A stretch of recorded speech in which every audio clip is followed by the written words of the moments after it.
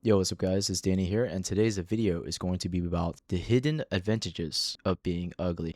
And I know that being ugly is not advantageous at all. It's significantly worse. I think for the most part, everyone would agree with me that you have a less chance to talk to people, mostly because maybe there's some popular friend group that, talks smack about you, and you want to talk to your friend who's also in that popular friend group, and you're talking to them, and then that friend avoids talking to you because that popular friend group would gossip, talk negatively about you, and it leads to all this sort of drama that is typical in high school. And in fact, it happened to me, in which I was talking to someone in middle school, and then some other person was like telling me, hey, bro, I can't talk to you because you're too ugly, sorry, I'll see you later.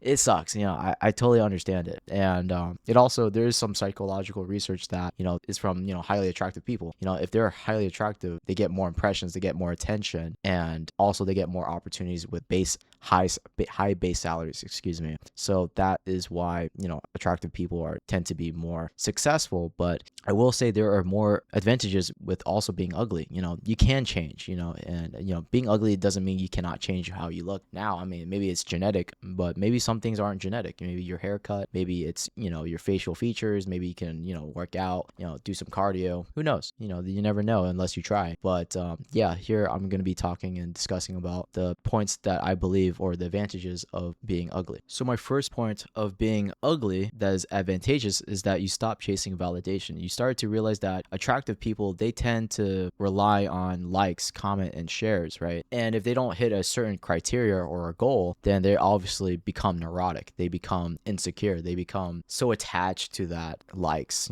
those comments, those numbers, and those numbers mean a lot to them. But you, on the other hand, you don't care about that. You don't care about if people comment on you, your pictures, your photos, your likes, or whatever that may be. You just care about your independence. You care about improving yourself. You care about what makes you happy. And I think that's a good thing. And your second advantage on being ugly is that you understand that hardships build your character. And I learned that through just overcoming rejections. I've been rejected by many girls in my life, in high school, middle school, whatever that may be. And it's a blessing. It's a blessing in disguise, not because, they rejected me, but I respond very differently on how they rejected me, right? So the first girl that rejected me said, like, I wasn't ready for one. I feel emotionally unstable, so I just can't get into this relationship with you. That sounds fair. I handshake with myself, like, it's not me, it's them. They're going through some things.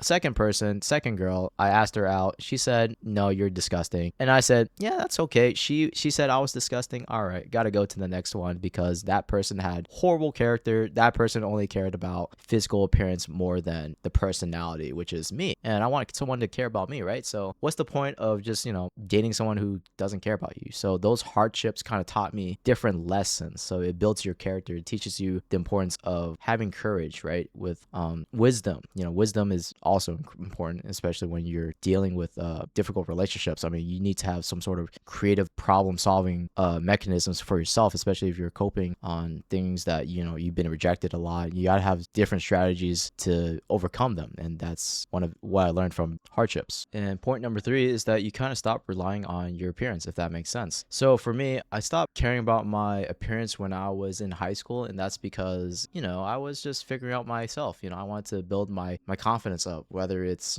playing video games, and that's how I obviously did it. And I feel confident playing video games. And obviously I didn't get into a career with gaming, and that's because I feel very less confident about it, especially when I'm like growing up. And that's because I never put myself out there. Like, I was auto rejecting myself, and even though I was auto rejecting myself, I learned a huge lesson that I wasn't focusing, or I wasn't relying on my appearance to like getting people to be attracted to me, because that felt inauthentic. I want to be authentic. I want to be my natural self. And I think it's natural to cry, especially if you're a dude. Like, mental health shouldn't be shunned away from guys. It shouldn't be exclusive to one gender, like women.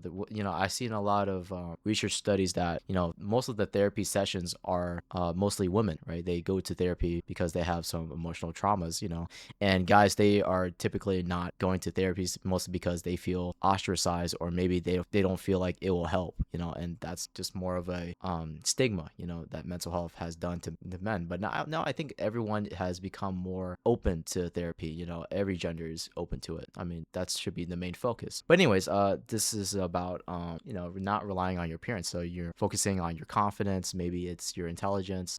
Reading philosophy books. I highly recommend Letters from a Stoic by Seneca. That's a great book. But yeah, you stop relying on your appearance more, and you start focusing on working out. Maybe it's going to the gym, reading books, talking to people, going to clubs, maybe going to raves. I don't know. Make new friends.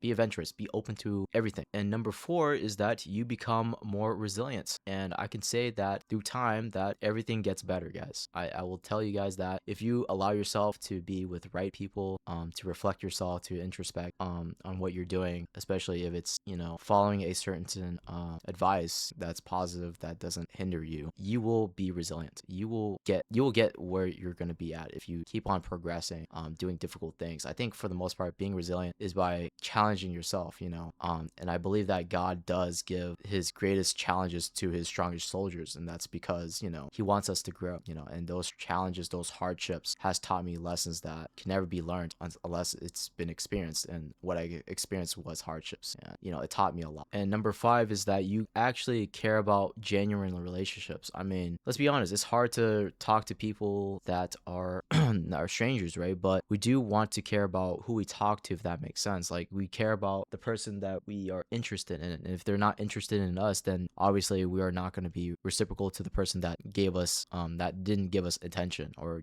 that didn't talk to us. And so we focus on the connections that we built, right? We're like any other human. If you're ugly, beautiful, whatever you may be, we all seek connection. We are all social creatures, whether you're ugly, sad, depressed, anxious, fearful. There's a lot of things that we have in common, and it's that we share a social bond, a social connection with each other. And I wish someone was very kind to me, very genuine, very empathetic on how I felt, just on myself. I feel inadequate, inferior to most people just because of how I look. And my 6th point is that you become more stoic. And stoicism is basically a philosophy that I learned in my philosophy class, which is very interesting. And also it taught me how to be resilient. So the principle basically teaches you that you cannot control certain things in your life, but you can control how you respond to them. So your actions, your attitude, your values can be modified and transformed into a way that you can accept reality with acquiescence, or just saying, yes, that's fine.